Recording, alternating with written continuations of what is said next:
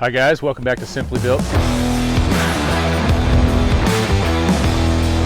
Today we're going to show you a video about more wall framing. Now the last video you saw was a wall over there that had no windows, no doors, it was just studs. So I showed you some of the basics of 16 center layout, how that correlates with sheeting layouts, showed you bolt marking, and then wall assembly. That was a very simple version of what we're going to be doing today. Today we're going to be doing a taller wall. This one's actually 14 feet instead of 9 feet tall. This one has one door and 3 windows and an electrical panel that will go in the future.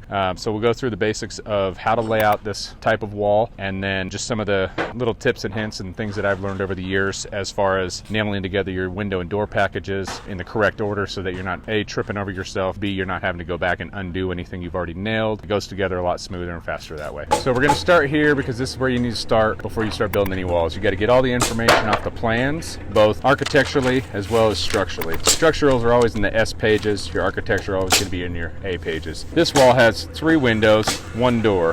The locations for the windows are pulled from front of the garage to the back, and then from the back to the front for the single man door that goes out of the garage. So as you'll see, and I'll show you here in a few minutes, we pulled this number for the first window, 12'3" to the center of a 2036 window. From that window to the next is 4 feet, and that window to the next is another 4 feet. I could easily go this extra 4'11", or to stay safe, I'll just go 3'10" to the center of that door. So now that we have that information, we'll go to the structural pages. Structural pages are going to tell you all the information you need to know about shear walls, hold downs, headers, and anything else structurally related. Next page over is our framing plan. That's going to give us our information for our header size as well as header type. Some are going to be out of regular Doug fir lumber, some are going to be LVLs. In this case we have RB3 on all 4 of our openings. An RB3 is just 2 2x6 lammed together, and then we like to put a top and a bottom on them just so you have plenty to nail your sheeting around the outside. Drywallers have something for the inside. So normally in our area our exterior walls are going to be 2x6, especially on taller walls.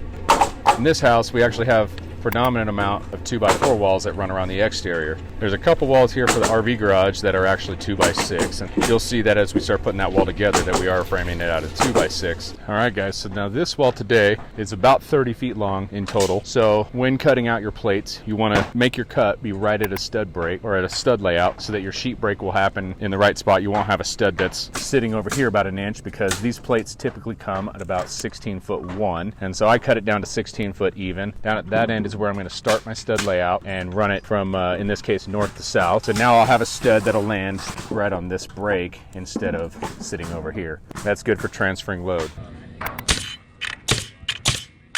First thing you're going to do is mark the bolts. Showed you that in the last video. So in this case, we've already gone ahead and marked all those out and drilled all those. Test fit everything so that we know everything's going to fit. And now roll those plates upward. And first thing I like to start with is window and door layout. Stud layout can come later because sometimes you'll have a window like a king trimmer package that'll land right where a stud is. So you don't need to have that stud marked out because it's already being caught by the king trimmer package. So in pulling from that same 0, I work my way across according to the plans where these window and door layouts fell, and went ahead and marked out those first. So here you have a 2 foot wide window here. There's a gap between them, another 2 foot wide window here, another gap, and then another 2 foot wide window. Now that layout was being pulled from 0 on the plans, so I pulled those same numbers, got those windows in the correct location. Now the door here was being pulled from the opposite end of the wall. In this case, this plate is not running all the way to the exterior of the building because this wall coming in is going to take that place. So when pulling that layout, you want to burn 5.5 inches, basically just running your tape 5.5 long to compensate for how short your plate is right here. In this case, it was calling for 3'10" to the center of my door. So I went ahead and made a little mark there. It doesn't need to be anything big or super noticeable. And that's going to be my center of door. Now, if it's a 3/0 door, you have to frame it over 2 inches, which is pretty typical for doors. So from my center point, I'm going to go out half of 38, which is 19. I'm going to go 19 this way as well.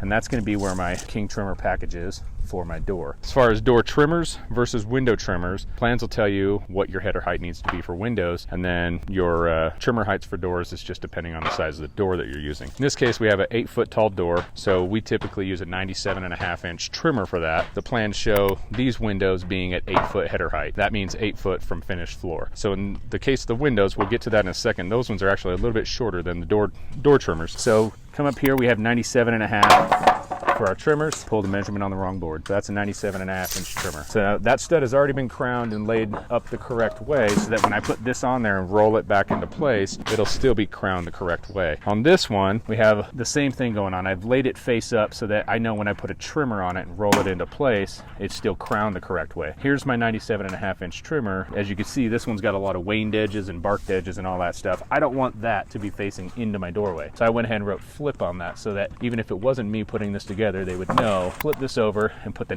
nice side of the board facing into the doorway. Grab my gun here, come down here, and I always start at the bottom of my trimmer.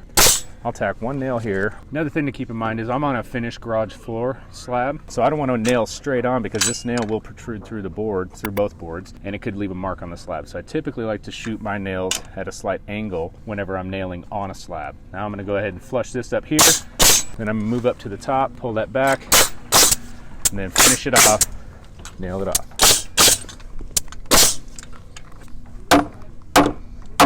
So now that one is done. Can roll that one into place. And I'm gonna do the other one, and then we'll work our way up to the header. Let's get our header. In this case, engineering called for a 2x6 header. We have that pre-built here. Since our door is a 3.0, and we know we gotta go 2 inches over, we also have to add a trimmer for each side. This is a 41-inch header. So I'm gonna pull this up flush. I'm gonna nail right through the king stud into that header. Now here, it's still drooping a little, so just use your hammer, get it to where it needs to go, nail it off. This little hang nail here, I don't need to pull that. I can just drive that in. Get that guy out of my way. Got anything sticking out? Just drive them home. Have these ones pre-cut. These guys are usually small enough you don't have to worry about crowning them. Occasionally you might get one that's still got some crown in it, so you can go ahead and check for those. Okay, so I'm just going to go ahead and nail this cripple in, work my way down, keeping it even the whole way until I get to the bottom of that. And then moving over to these two cripples here, you can see I have this layout that's transferred from my top plate, and that's to the center of my boards. I'm going to go ahead and hold it just off center because the nail gun is going to kick this over as I'm nailing it. And then you can see this one here is still a little bit off center, so we're going to go ahead and just tap that over. Okay, so with that door done, we're going to move over to this first window. I won't show you on all three of them, but I'll show you just on this one how I like to put these together. So, I'll show you quick here. This one didn't get transferred. So, take that sill, and I want the good side up. So I know if I set it just like this against my bottom plate, transfer my layout for my one cripple that I'm going to put in that's full size, then I can just pick this up and move it straight up the wall to where it's going to go, and I know I'll have the good side up. So in this case, I've also pre-marked out the bottom of my sill so that I know where these dummy cripples go. Now these are, I call them dummy cripples because they don't need to be full height. At this point, it's just adding weight and wasting more material that you're putting into the wall for really no reason. If I just put those blocks right up to that line, I could still get my sill to the right height and then have my one full height cripple in the middle here, just in case there's a sheet break or anything like that. I want to be able to at least catch that with my sheet layout. I'll grab my gun here, we'll put these dummy crips right up to the line. And these are just scrap blocks that are laying around on the job. Keep them even, don't need too many nails in them. Say use at least a 1 foot block, maybe even a 16 or 2 footer or something, but definitely big enough that you can get a few nails in so it'll hold that still right into place where it needs to be. So now I can bring that still right down to those blocks. I know that this is still matching because we walked it straight back up the wall. Go ahead and nail my sill in on both sides, keeping that edge flush to the outside of the wall. Center this guy here, go ahead and nail it in. We're going to work our way up to the header on this window. In this case, this header is a little bit oversized just because, as you can see here on the side profile, it was built for a 2x4 wall. This is a 2x6 wall, so we just went in and added a couple plates instead of going through all the work of tearing this whole header apart just to add 2x6. Doesn't necessarily make the header any weaker or stronger, it just looks different. So, don't want to flip that the wrong way because I have this layout at the top of my header so that I can get this cripple into the right place. And before I nail my window header in, I like to check, just make sure that my window is still per plan. In this case, it's calling for a 2030 window. I haven't pulled this all together yet here, so I know I'm close. Here I got 3'6" from my sill to my header. So I'm good to go ahead and nail this in now.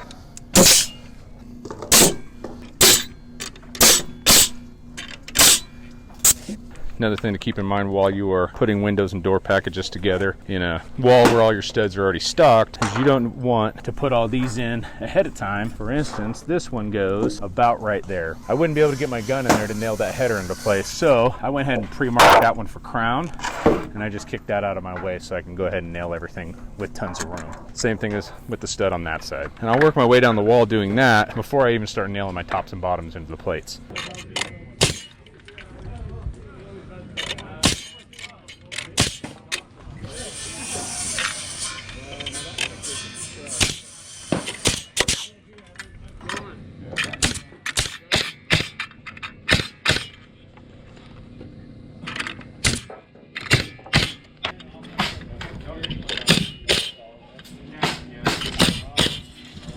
All right, some other things that we're gonna look out for before we even bother to stand this wall. We have to check our bolt layout versus our stud layout to make sure there's no bolts that conflict with our studs that are in the wall. In this case, we have a bolt hole that was pre-drilled before we even frame this wall. Just so happens to be a king trimmer package here for a window. This bolt's just gonna have to go. We can trim this off flush, we can leave it an inch tall, doesn't really matter because it's not gonna be doing anything. We'll end up replacing that with a Titan bolt that'll go in this next bay over. By code here, at least, we have to have an anchor bolt or a Titan bolt within 12 inches of a seam on our bottom plate. So we're gonna be putting one here anyways. So this one going away is not gonna affect anything because we're gonna have a couple of them right nearby. So another thing that we need to do in this wall, it's 14 feet tall. By code, it's every 10 feet vertically you need to have fire blocking in. So in this case, we're gonna be using 8-foot sheeting on our lower half of our wall. That'll leave about 6 feet left over for the top. So we'll pull up from the bottom plate 8 feet. We'll mark that out as the center of our block line. Some people just do a single block line centered on that mark. We like to do double just so you have plenty of material to staple or nail your sheeting to on the lower sheets as well as the upper sheets. So we'll have to mark this whole wall out for an 8-foot block line, cut blocks to fit it, and then it's ready to stand. We'll glue it and stand it.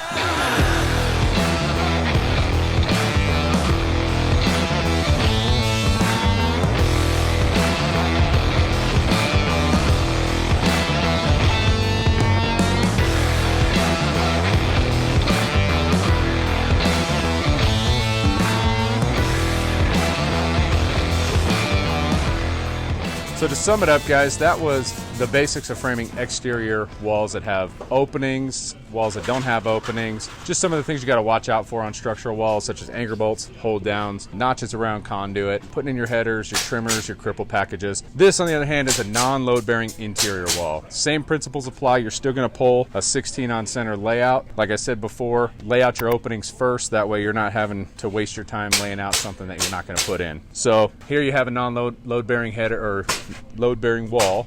This one you can see does not have a header in it. We just have a flat 2x4 with some small cripples above. Same thing on this one here. And then for anchoring it down, we like to glue them down. Don't glue in the doorways. Those plates will get cut out later. And then we just use a 27 caliber Hilti. It's a powder actuated gun that'll actually shoot this plate down to the concrete. As you can see here, we already have some of them done. And these you probably only have to do about every 32 on center. Because we have 2 doorways and an intersecting wall so close to each other, we actually have 4 here, but I'll go ahead and shoot one in just so you guys get the idea.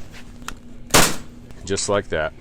Then you can reload it and it's ready to go on the next one.